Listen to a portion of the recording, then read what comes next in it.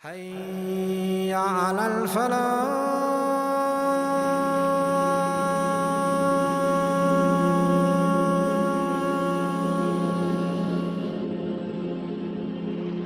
There are some things out there in the world that every society, every community, that every religion and all people of intellect throughout history have agreed upon. And there are some things that Allah subhanahu wa ta'ala takes them a step further from them being simply things that are known to intellect to be goodness or evil, and Allah subhanahu wa ta'ala makes them divine injunctions. And these are what are known as commandments. So Allah subhanahu wa ta'ala gave commandments to the people of Israel. Allah subhanahu wa ta'ala gave commandments to the people that followed Isa alayhi salam, Jesus. Allah subhanahu wa ta'ala also gave commandments to people that followed any messenger. Similarly, Allah gave us commandments, and those are the 10 commandments. Ibn Mas'ud radiyallahu ta'ala anhu, he relates that the Prophet sallallahu alayhi wasallam had left us with 10 things, 10 commandments. In fact, he says, whoever wishes to know the will of the messenger upon which he died, then let him read these 3 ayat. And those are the 3 ayat that we'll be discussing in great detail. Let's start. Allah subhanahu wa ta'ala says, "Say, O Messenger of Allah sallallahu alayhi wasallam, come all of you to me so that I may recite upon you those things that Allah subhanahu wa ta'ala has made haram upon you." The first of the commandments that Allah subhanahu wa ta'ala gives to us, Allah subhanahu wa ta'ala says that you do not associate any partners with Allah subhanahu wa ta'ala. In fact, Allah subhanahu wa ta'ala says, as found in a hadith Qudsi, I created my slaves, all of them on monotheism. Then the shayateen ended up taking my slaves away from their religion. So the reality and the essential, innate nature of mankind and human beings is that they are upon monotheism. And similarly, the Messenger sallallahu alaihi wasallam, he said, every single child is born upon the innate nature. And what's that innate nature? That innate nature is that we do not commit partners with Allah subhanahu wa ta'ala. And the Messenger sallallahu alaihi wasallam, he said, do not let any of you die except that he has good thoughts with Allah subhanahu wa ta'ala. Today we're looking at the second commandment. Allah subhanahu wa ta'ala says, and with your parents you should do good. Ihsan is to perfect your conduct. Ihsan is to perfect anything and everything you do in life.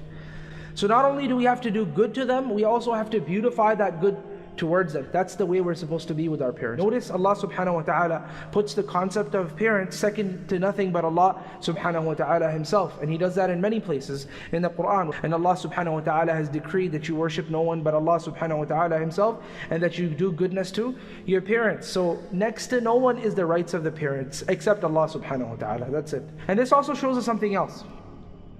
And that is that Allah subhanahu wa ta'ala is trying to tell you that if you are not able to do good to your parents, then likely you're not going to be able to do good to Allah subhanahu wa ta'ala as well. Because Allah subhanahu wa ta'ala did create you.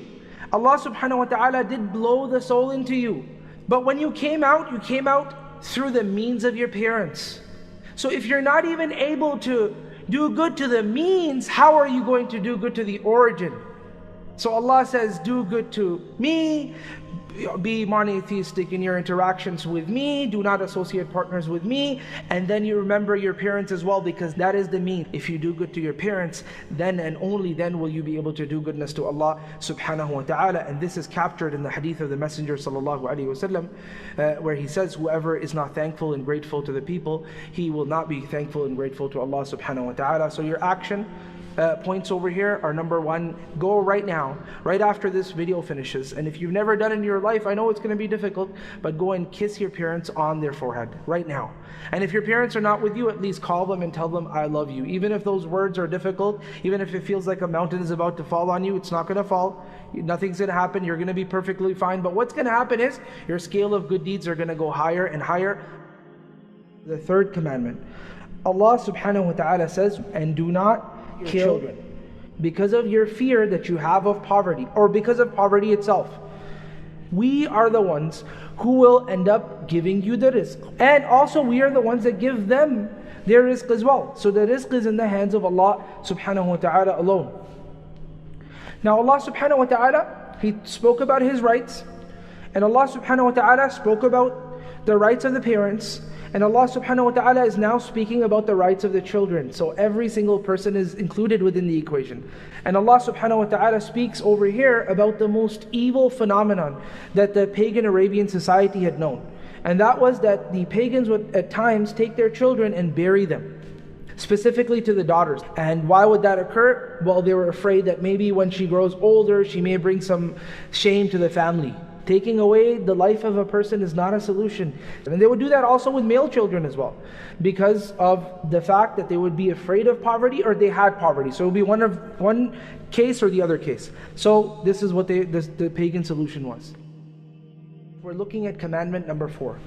Allah subhanahu wa ta'ala says, do not go close to shameless acts. Not only does He tell you not to do them, He's telling you do not go close to them. But Allah subhanahu wa ta'ala chooses to tell you not to go close to it because He wants you to stay far, far away from it. There are a lot of shameless things out there in society. Allah doesn't define one specific shameless act. Allah subhanahu wa ta'ala generalizes and says, anything that you think is shameless, stay far away from it. Now let your mind wander for a second and think about all the shameless things that happen within society, whether that be zina, fornication, adultery, whether that be people meeting up in manners that are illicit, whether that be people watching things that are not appropriate, whether that be anything else that's shameless that you can think about, whether that be when you walk into the market and there's a lot of pictures out there that you're not really supposed to be looking at. You're driving on a highway and up top you look at something, you almost lose track and get into a car accident, right? Those are all shameless things in society, and that's the direction that a lot of societies are going towards, right? But Allah subhanahu wa ta'ala says, don't even go close to them. Whatever is apparent of it and whatever is very, very hidden of it as well. Because yeah, some people, mashallah, tabarakallah, it's got a big beard, Allahu Akbar. But when we go to the bedroom or when we go to the room and the computer, then there's a lot of funky things happening that we don't want to know about. But He's telling you, do not do it, neither apparently, nor should you do it behind closed doors. Don't even go close to it. At times there's prefaces to fawahish.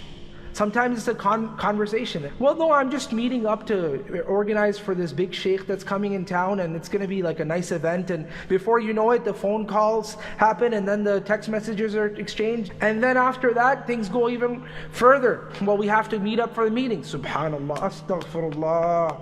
I was expecting we will not be by ourselves, but this is all from the decree of Allah Azza wa Jal. There is no time where a man and a woman, opposite genders, they come together and there is no third person except that shaitan is a third of them. Stay far away from fawahish. If you're with someone you think you can handle it, you cannot handle it. Let me tell you, I'll fill you in on this. You might not know yourself. I know yourself better than you. Why? Because I'm getting the guidance from Allah and I'm bringing it to you over here. That is that you don't know yourself. You don't know yourself. Allah subhanahu wa ta'ala knows you better. The messenger knows you better. Stay far away from those type of relationships. Commandment number 5.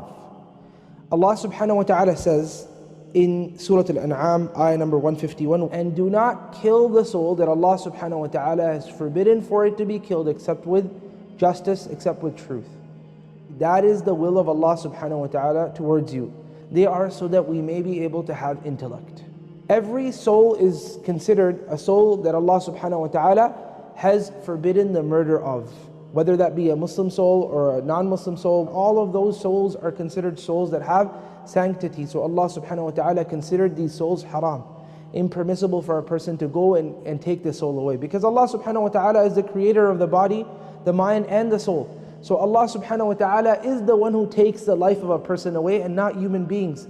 They're not supposed to intervene in this process of Allah giving life. And this is why the Prophet ﷺ, he said, a believer remains free from any problems in his religion, so long as he doesn't take a life away. So this was a guidance given to every single faith. In fact, it was given to the Jews, it was given to the Christians. Allah subhanahu wa ta'ala says in the Qur'an as well, for that reason we have written upon the Israelites. Allah subhanahu wa ta'ala says, whoever takes it away without a justifiable reason, then Allah subhanahu wa ta'ala will make it as if He's killed all of mankind. And now whoever is the savior of one soul alone, it's as if he's the savior of all of mankind. Think about it, brother. Before you are getting yourself into these things, there's a lot of ideologies out there. There's a lot of mentalities out there. This is a message, by the way, for the non-Muslim viewer. It's a message for the Muslim viewer. The non-Muslim viewer needs to recognize that the Muslim faith is a faith based on peaceful behavior. Sixth commandment. Allah subhanahu wa ta'ala says, and do not go close. The wealth of the orphan. An orphan child, no parents, no fathers, no uncles, no one to take care of him. Then who's going to take care of him? The person that is the guardian. And the guardian will be the one that will have access to his wealth. He can do whatever he wants, and this young child, you can't tell him anything. And that's why Allah subhanahu wa ta'ala says, don't even go there. I know it's really, really, tempting. There is no guardians for this person except yourself. There is no one to save this person's wealth except yourself. Don't even go close to it so you don't get tempted. But what you can do is that you can do something good to it. Take the money, invest it for him. You can put it in halal investments, and then when the child grows up, he can accrue the benefit of those halal investments. That's perfectly fine. And that is what Allah subhanahu wa ta'ala is telling you here. Until he reaches the point where now he can handle himself. You walk away from the wealth and you say, here you go. You can give him some guidance. When you end up seeing that they're rightly guided, i.e. they're able to transact properly, at that time you take the wealth and give it back to them. Commandment number 7. And this commandment, Allah subhanahu wa ta'ala says, and fulfill the measure and fulfill the weight with justice. A lot of it has to do with social causes. A lot of it has to do with means for us to become civil citizens of society. Now Allah subhanahu wa ta'ala is telling you, when you're about to transact with one another, then have manners of transact.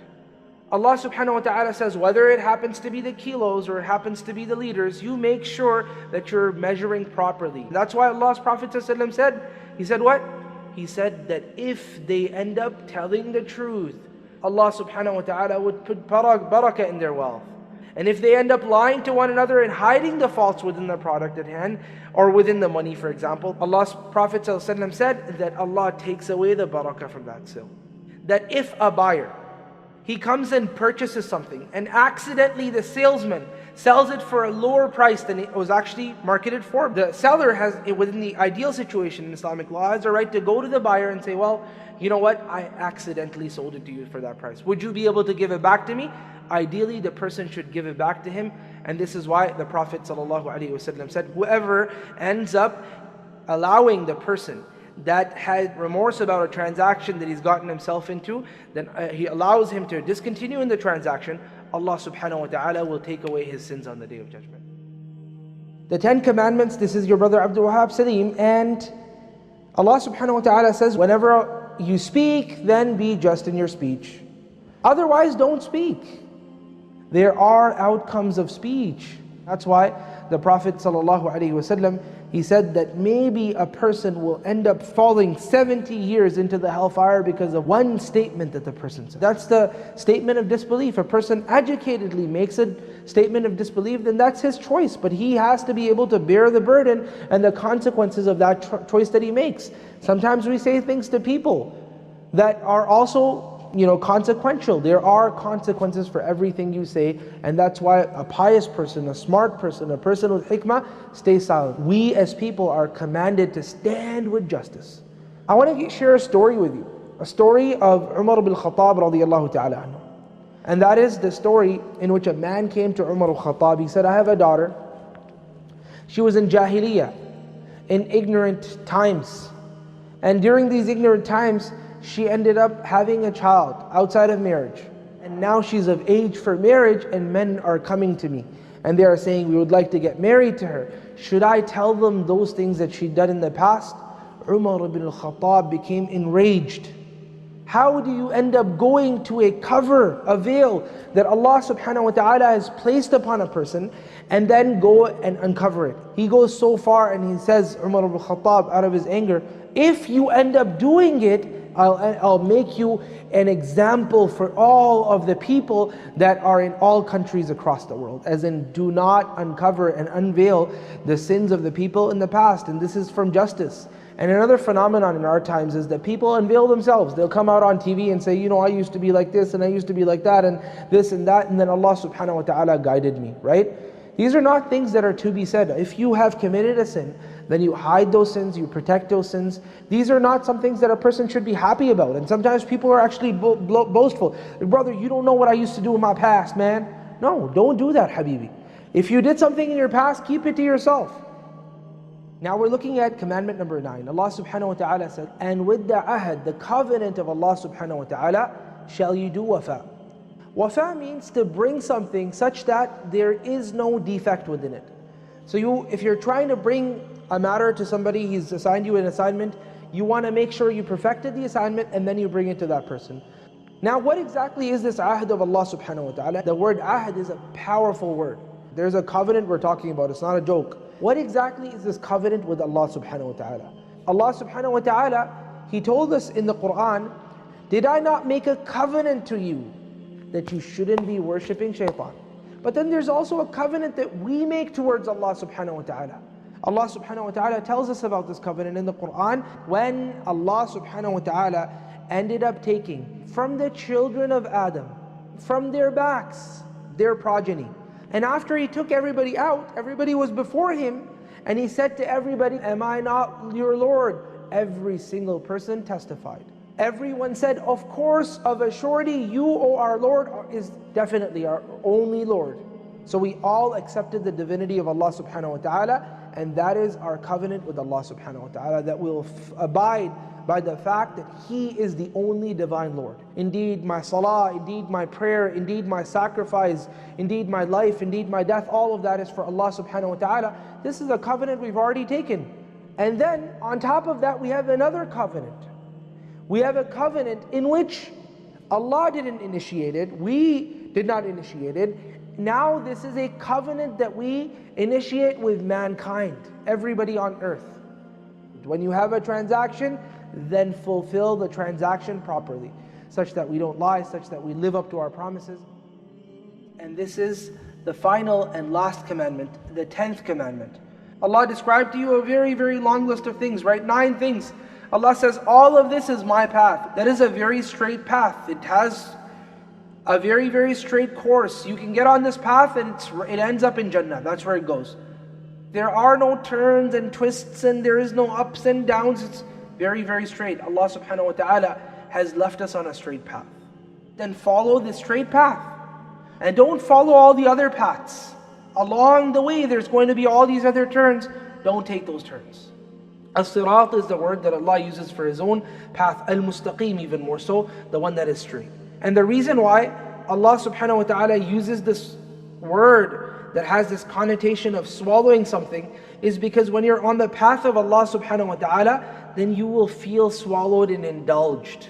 This path is such that when you are on it, fully on it, when you go further and further on it, you will remain even more further and further firm on it because it indulges you, it involves you, and it almost swallows you right into it. This is what you're on now. If you're not becoming firmer and firmer in your religion, then you're doing something wrong. And you have to start questioning yourself about that. What is it that I'm doing wrong? Is it that my connection to Allah is not strong? Is it that my connection to the Qur'an is not strong? Is it that I'm not giving the rights of my neighbors, my family members? What is it that I'm doing wrong?